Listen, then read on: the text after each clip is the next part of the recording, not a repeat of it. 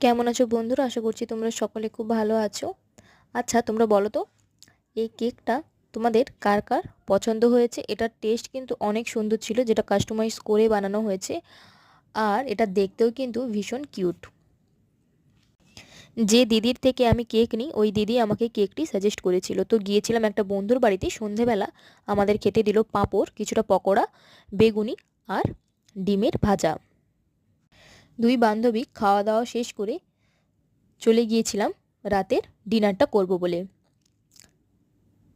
এটা ছিল এগ মোগলাই, তার সাথে দিয়েছিল একটা ঝাল ঝাল আলুর তরকারি, দু রকমের সস, কিছুটা স্যালাড।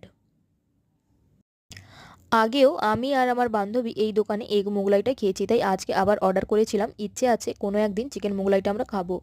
তবে এগ মোগলাইটার ভেতরে স্টাফিং কিন্তু অনেকটা পরিমাণে ছিল, এটার স্বাদও কিন্তু বেশ ভালো। মোগলাই তোমাদের কার কার পছন্দের অবশ্যই কমেন্টে জানিও। সকলে ভালো থেকো।